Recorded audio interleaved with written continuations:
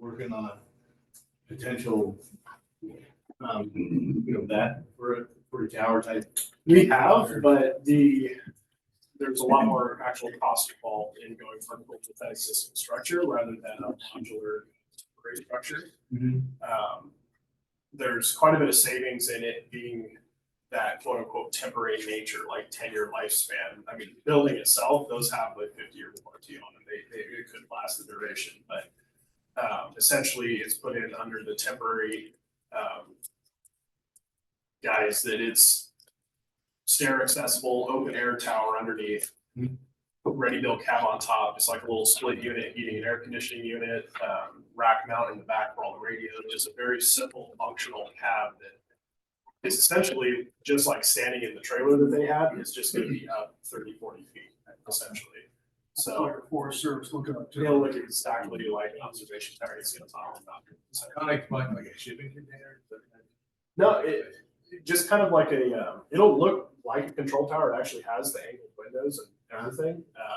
But it's just sitting on top of like a lattice tower steel structure, essentially a galvanized steel structure. So This isn't the same thing Truckee did. no, Truckee chose to build it out of shipping containers. That's their base, and then they put their cab on top of that. So very similar costs with options. So. I think you're definitely headed in the right direction, yes. And I was back in DC for an industry board meeting 2 weeks ago, and we met with a new administrator, FAA administrator, Whitaker, at about an hour meeting with a small group of us. And one of his biggest challenges and FAA's challenges is they have to revamp all of the ATC facilities. They have a bunch of antiquated facilities. They're looking at combining facilities, especially in-route facilities. They have a lot of work on their plate. They're going to have a lot of political resistance. And I think we're better off with something. Yeah, exactly with what Tim's saying. I have concerns with their staffing as well. Right now, they're 40% understaffed. There are towers all over the country that are FAA owned and operated that are ATC 0 right now, where they close 3 days out of the week. They just aren't there. It just is the exact same issue that we had with the FAA temporary tower, where they would be there one day, not there one day. That's happening in airports that have a $10 million tower. It's just close the door, it's empty. So we will still go down that road in the back and behind the scenes with the FAA to push us down the road. But in the meantime, we have the ability to solve the issue ourselves internally and provide that level of safety service to our users and community. So Is the funding there? it is. Yeah. So the staffing, I think what you're saying is the staffing actually would remain on a contractual basis. Correct. To fill staff positions in the tower that way. Mhm. Yep. There's budget within the airport to do that kind of thing. Correct. And that's where we're still seeing a large support from the Forest Service as well to close that nexus on the actual contract tower staff and the cost for that. So there's funding beyond just the Forest Service, there have any money that we can access, you have to be more locally supported. It would be more locally supported. Something like that. If we take any FAA support in this tower, it automatically has to go through the official system essentially. So it has to meet all the environmentals, the specs on the tower, ADA, all the things snap in that take 5 to 10 years to build the tower. So by us handling it locally, and we're able to do that. Absolutely, we do have funding available for that. So that reminds me, not hassling you, but at one point you were going to give us an update on the budget process and where things stood. But I use it as a touchstone to come back to this and say, when you and I took a tour, we were talking about this subject matter.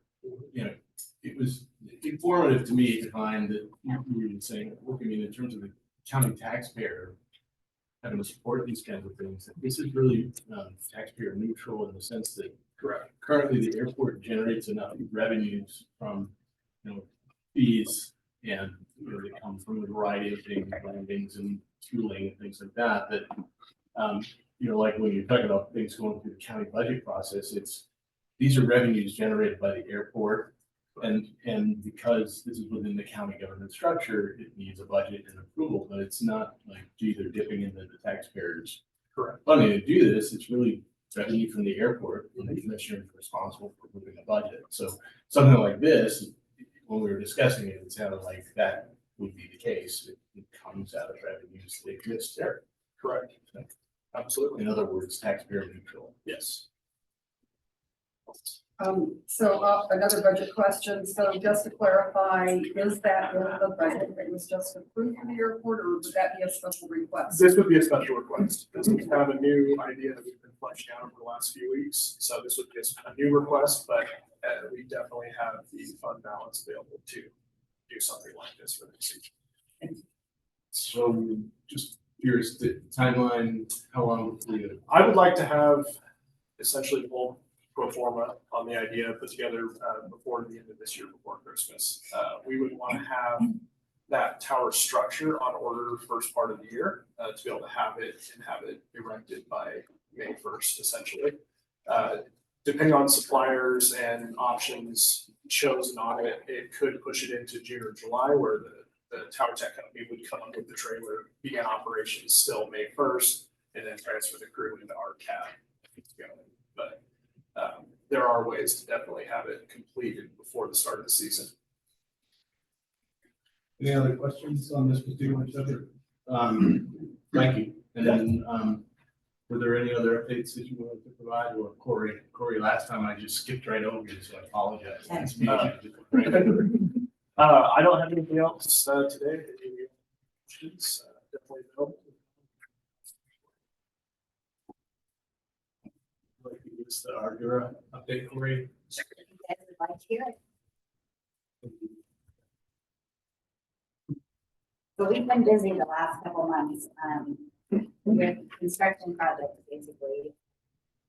And we've done are getting ready to close out the runway lighting improvement project, which was installing the generators there. It's hooked up, and it is functional. We did a final walkthrough, I think it was last week. And so that project should be essentially closed out over the next month of actually closing out the paperwork portion of the project to get the FAA to pay. And with that, we did an airport diagram update, and that's been published and should be available as of last November, which basically just moved the beacon from one side of the airport to the other and took down the building. And then we also added that taxiway B3, which is the midfield on the east side connector. And then the other project that is working on closing out is the SRE building. We had a substantial completion last week. This week, we're going to do the final completion actually tomorrow. The building is functional, the toilet flushes, the airport, I think, has started to put their equipment in there. There are a couple punch list items that either are not working exactly correctly or whatever that they plan to get done by the week. So that one should also be hopefully closed out. Ready for the paperwork close out over the next couple months. Is that like in this area? Yeah, it's right on the north of that ARC building. That's the one you and I walked through. Yep, there, Justin. Will be a great spot for them to be able to service their equipment and things and store for, all the snow to melt off of it. It's nice, warm space and easy to clean. Let's see here, the runway rehab design project that was actually officially closed out by the FAA. Final payment was done in the middle of November. And the runway design or runway rehab construction project is ongoing. We got it, the grooving was complete at the beginning of November. Issued a certificate of substantial completion. So basically the contractor is done until next spring when we're gonna do the finish with the lighting. There's new runway lights still in that were on back order, and second striping. They restripe it all for fresh paint. And it'll probably be March or April, depending on how our winter goes in weather. So there will be a runway closure in the spring to do all those things.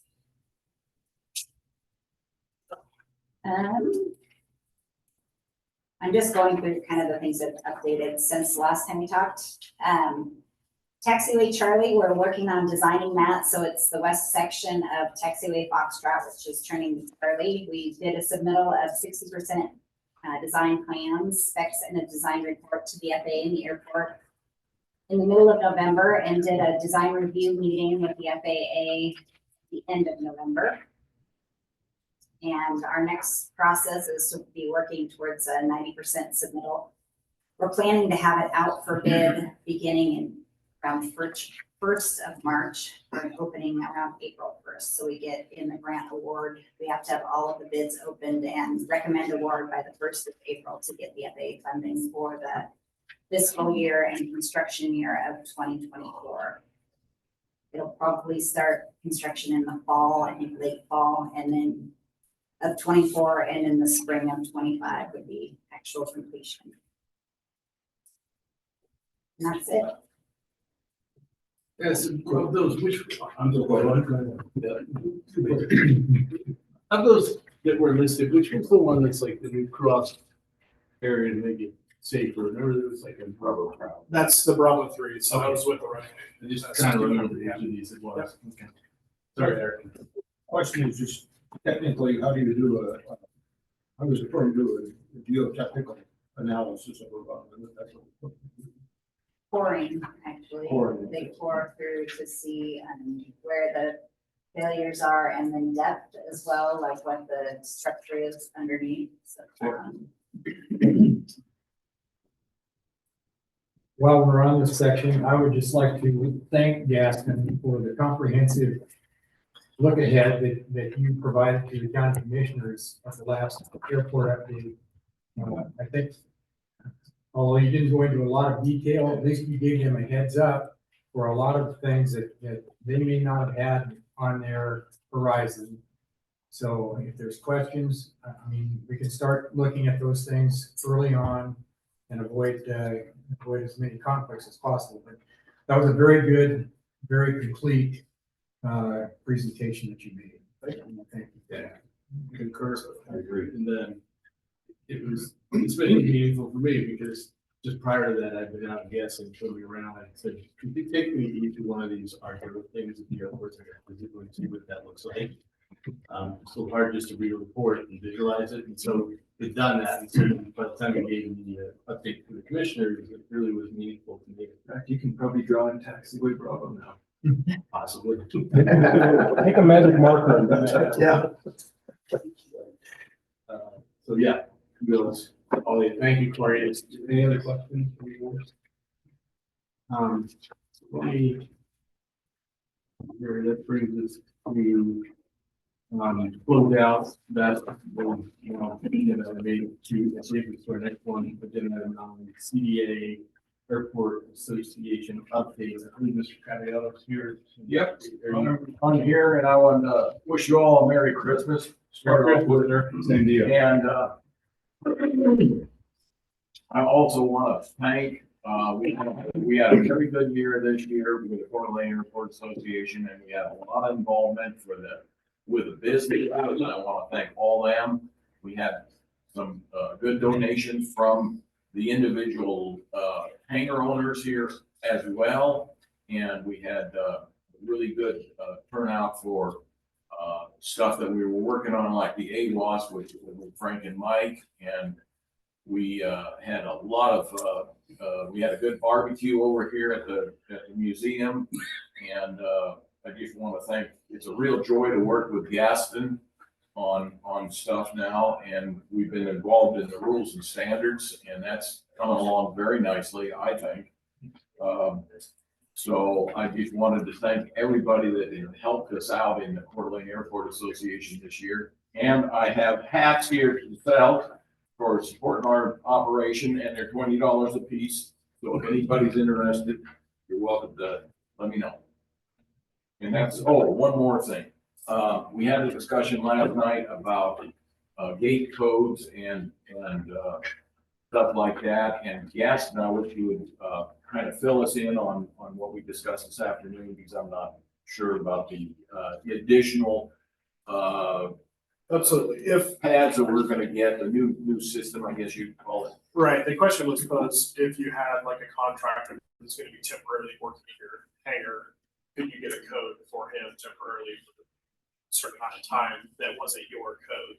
So he didn't have the code for the rest of the, rest of his life. And that answer is yes. If we can issue a temporary code to someone, that would expire on a certain time, if you guys have like a special need like that. Our new system looking forward has the ability to, actually give the user the ability to send, like if you got a contractor coming in or delivery guy, you can send him a QR code on his phone, and he would use it. It'd be like a one-time entry or a 1 week entry, whatever. So it actually puts the user in control of that, which is pretty cool. But as it stands right now, we can do a temporary code. Well, part of the tour, I took you familiarize you with that control board. And we'll make you aware, but I mean, that was very impressive. I know you worked on that. Well, Anthony's done a great job on that. So I was very impressed by that, and there's like accountability in it. It's nice, you can trace back who's accessing the gate when they were, et cetera. I would suggest based on experience with my condo that when you have vendors, contractors, FedEx, UPS, as we've done, you issue them a discrete code. We direct our tenants not under any circumstances to give their door codes out. Those should remain the products of the tenants. The advantage of that is if you give your code out to a contractor, for whatever reason, he indiscreetly gives it to somebody else that wants access to the airport, and that leads to something happening at the airport, your code chest, that would be something I don't think any of us want to deal with. But a contractor, when he has a code given to him and it's assigned to him, and maybe he's a recurring visitor anyway. He does work out here in places such as an off-field airport mechanic. That way, anything that tabs associated with that code goes back to him, and it's his responsibility and not yours. Just because you had him in your home with some work.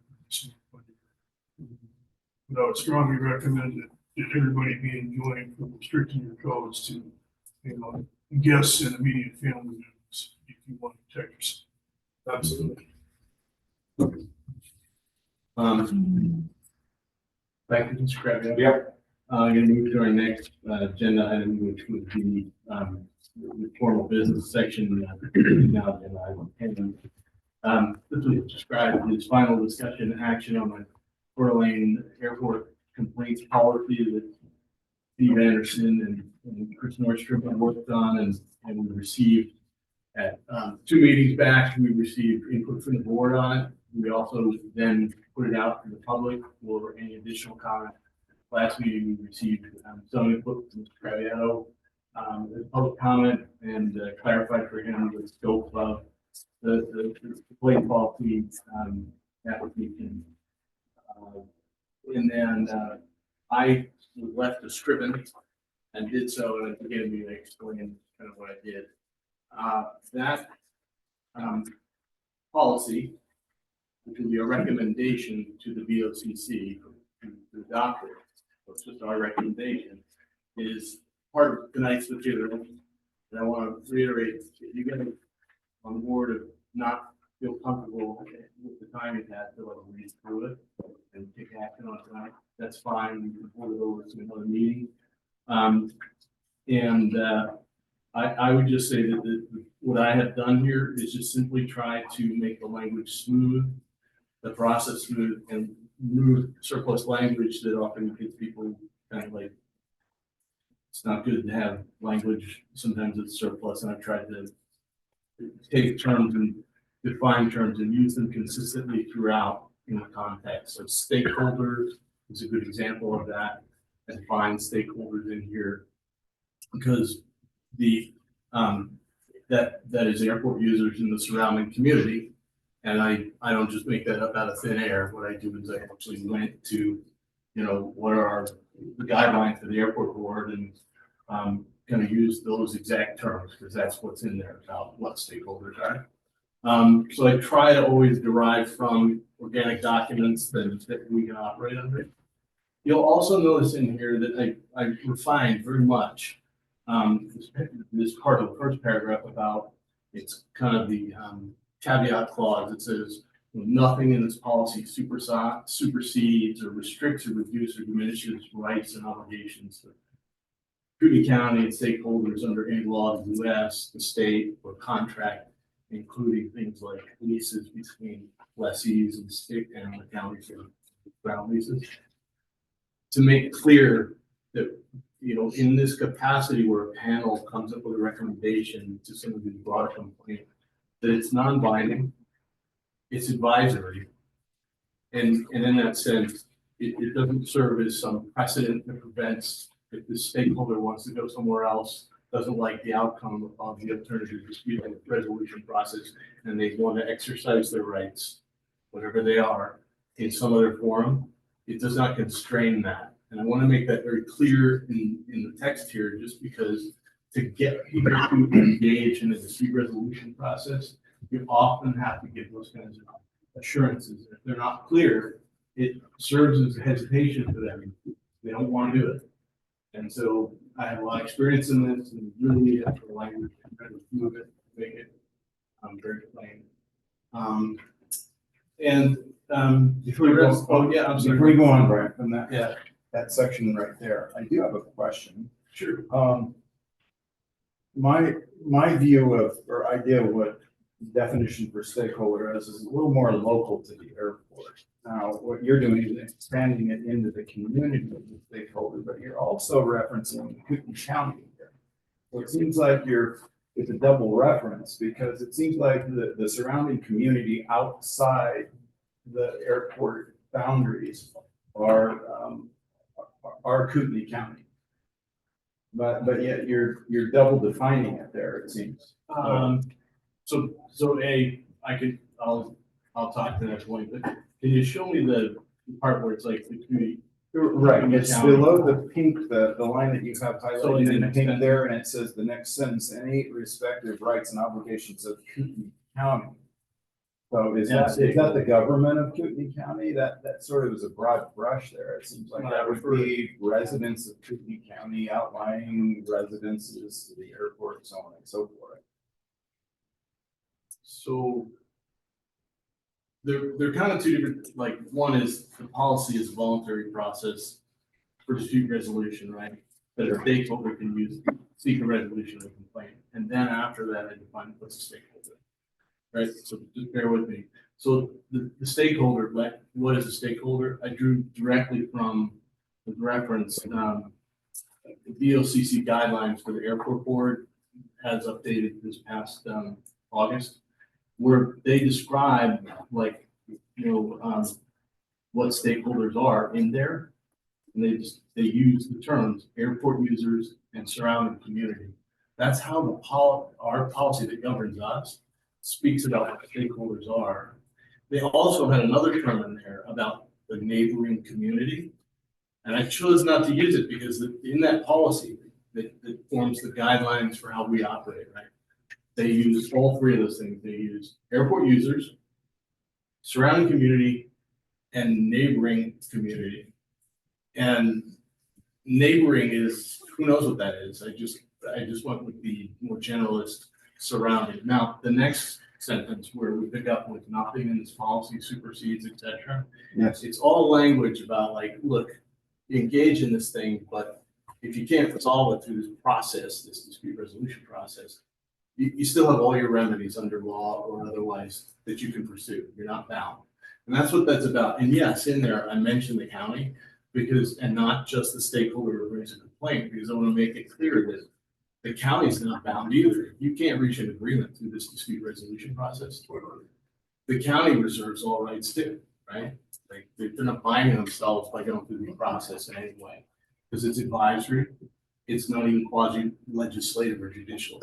We don't possess that power at all. We're advisory. No power to bind. And so, yeah, I mentioned Kootenai County in there because I want to make it clear, they're not bound either. If you can't reach a resolution from the dispute resolution process and you decide to go pursue your remedies, right? Doesn't mean that the county, by engaging in that process, bound itself somehow and is limited. It's like a non-binding arbitration then. Exactly. Well, arbitration, yeah, I wouldn't use that word, but I get your point. That's the intent, not binding if you can't reach an agreement for this process. So, I guess I was just wondering about the specific definition you have in here as what a stakeholder is. and that specific definition, like I said, I just draw directly from the guidelines that the BOCC gave us under which we operate and where they define what stakeholder is, and they say it is airport users in the. So is that where it says at page 3? Yeah. BOCC, okay. Yeah. So you gave a reference I did. specifically to that place. where you- Right. Okay. And I did that, so, I think the county attorney will probably want to do a review as this goes, assuming we pass this, it goes over there. I want to give them that reference. A little overly legalistic, but I wanted you guys to come. Thanks. So, but walking through this, there's the step one, which is first meet with the airport director or his designee and try to work it out. That is the trick, and it works great. But if not, you go to step two, and step two is this panel that is, designated by the airport board. And there's 3 members, one of the permanent members is the airport director, or his designee. You may have a comment on that, but let's hold it, and then lay out, because one of the recommendations from Brett was, hey, we need to lay this out in a sequential process. So I did do that, and was just trying to achieve that and lay it out here. I actually think this is a great document because it isn't extensively legalese. It's plain and simple. They could have tightened up the definition of surrounding community, the business owners, community residents, whatever, but they didn't, so we just used what they gave us. I get that.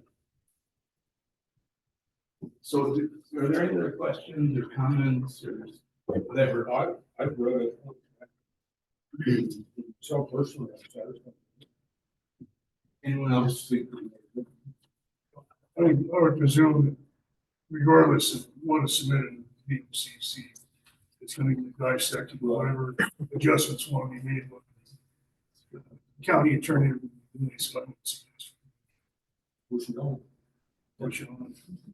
Okay, so with that, if no one else has anything, I would move to approve the Coeur d'Alene Airport Dispute Resolution Policy as a recommendation consideration for the Board of County Commissioners. Seconded. I hear a second, by show of hands, all in favor, say aye. Aye. Are there any no's? With that, I would say that we have unanimity and, the matter passes.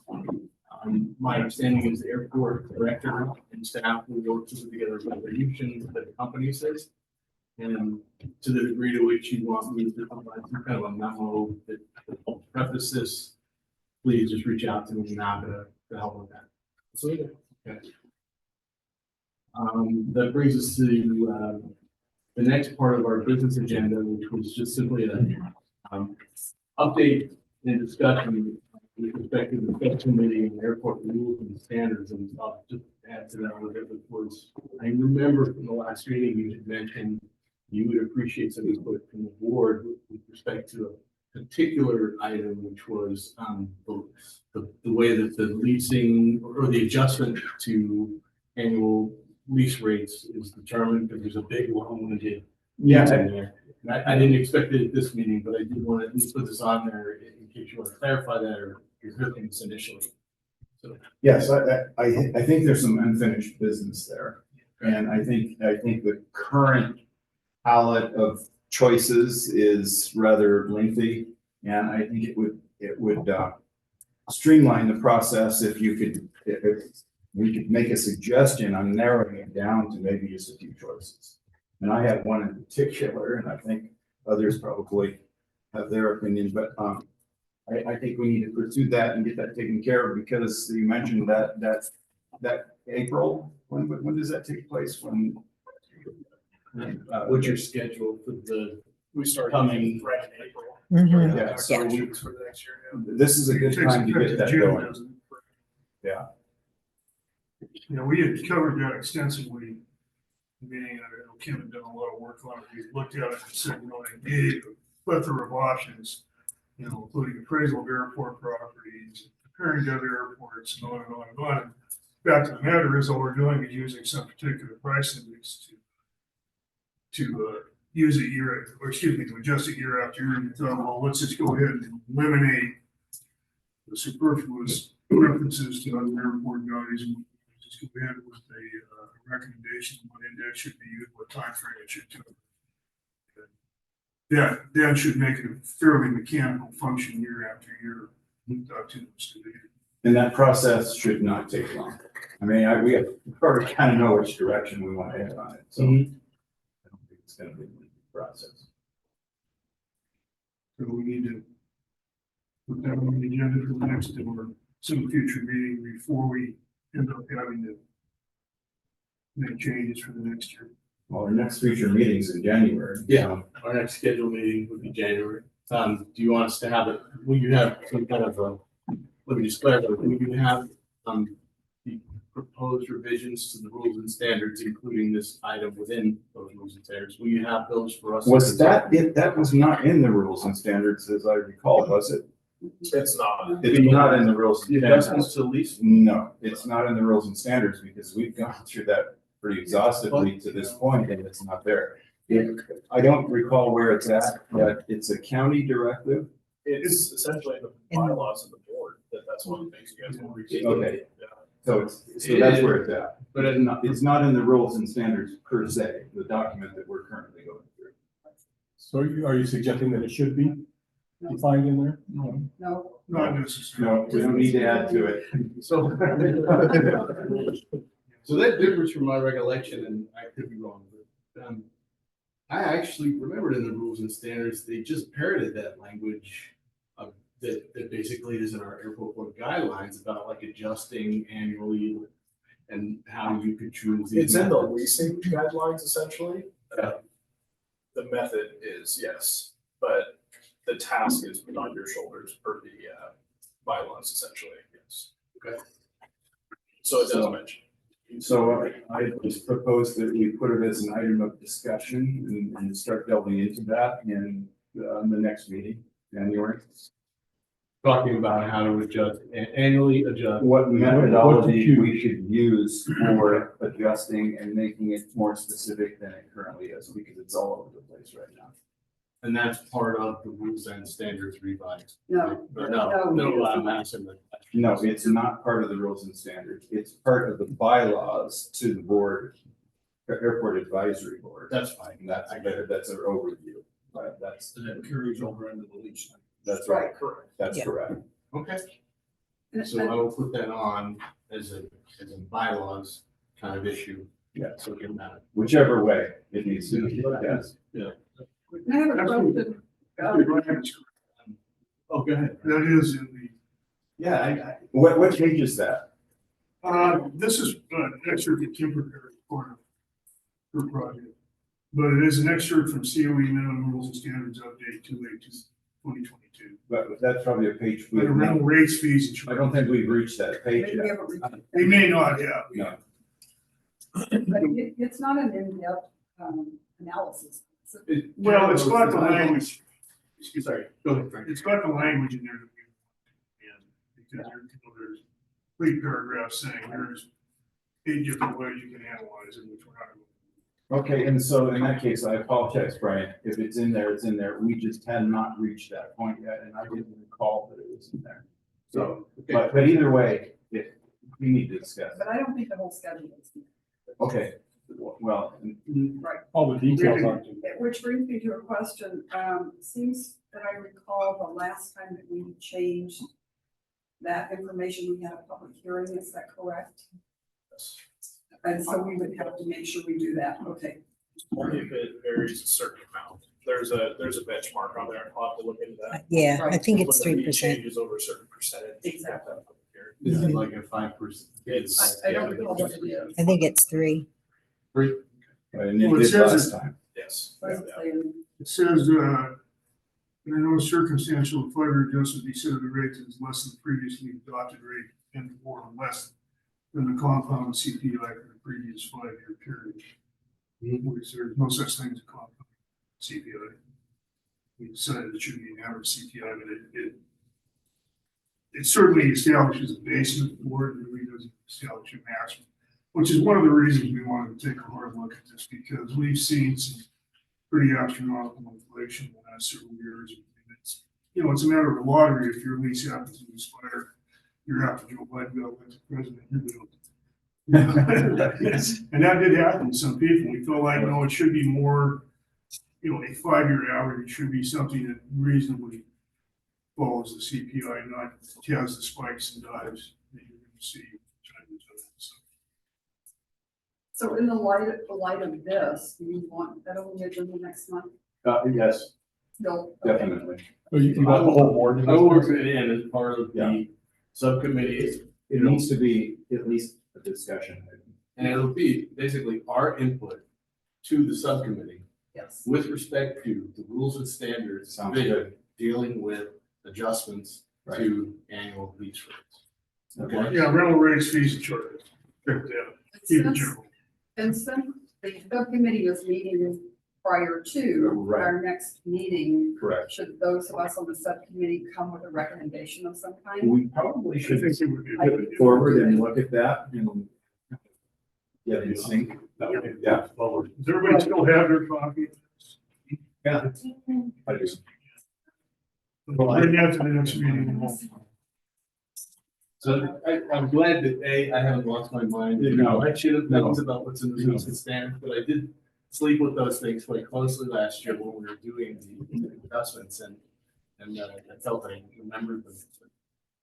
So, okay, with that in mind, I will go and put the agenda together for the next meeting.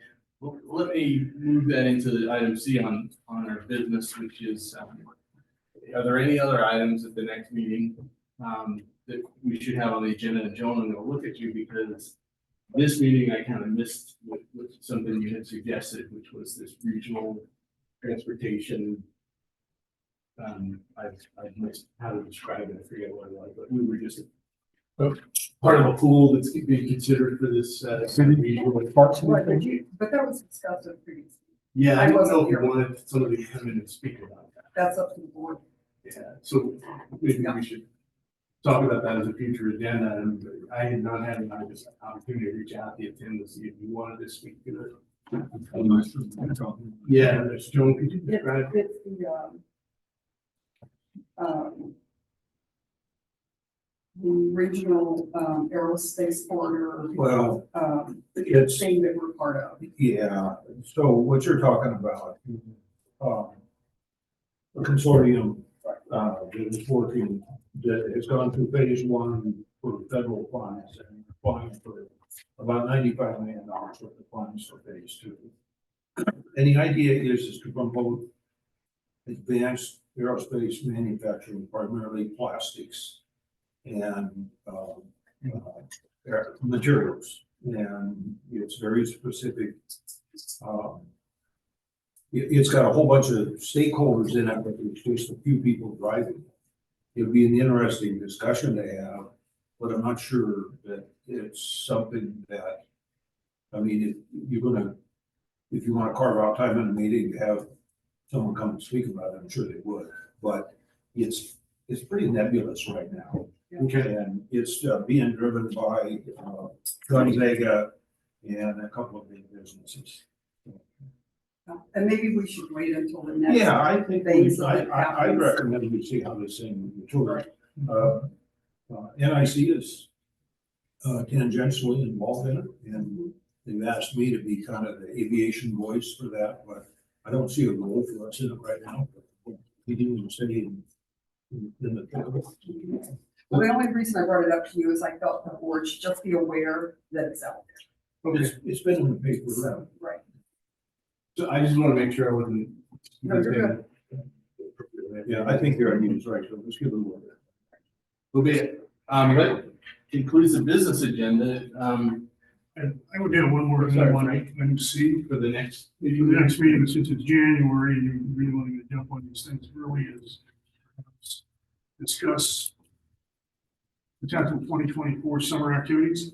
Oh, that's a good idea. Uh-huh. Summer. And that, we can work in the airport association meeting the day before.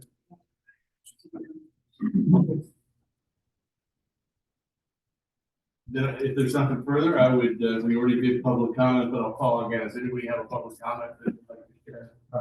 Before we go on to that, Frank, excuse me, did we talk about something else, related to January?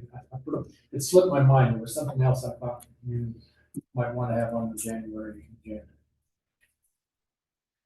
Such as, I can't remember, and I don't have my phone with me, you sent me a text, and, I don't have my phone in my memories. Well, you the know, only thing I know, we've got some new appointments and chairman, new chairman, and all that. Yes, I think Jess is gonna start. January. You don't remember that I don't. Well, that brings up a question. I do have a question with regard to that. If somebody forgets something that they wanted to bring up in the next meeting, can they email you and have it added, or is it all internal? Open meeting law. The chairman has some latitude in setting the, putting the agenda together, and people can reach out to them and say. If I Okay. can find it, I'll get it. I don't think it breaks open meeting law. Stay your bonus. So, with that, if there's no further public comment, Mr. Chairman, could I make one public comment? John, Just to the three members, well, the mayor who stepped in, thank you for stepping in, I wish you the best. And then Chris and Eric, Eric's not here, but thank you for coming in. Any person that serves on our board, we appreciate the past, current, and future members. It takes a special person. Thank you for this for. Thank you. It's been a great experience. Merry Christmas. Thank you. Thank you. I gave you a shout out last meeting. You did. Really enjoyed working with you, but kudos and thank you. And, happy travels. With that, I've moved to adjourn. Do I have a second? Second. All in favor? Any no? Adjourn. Mike.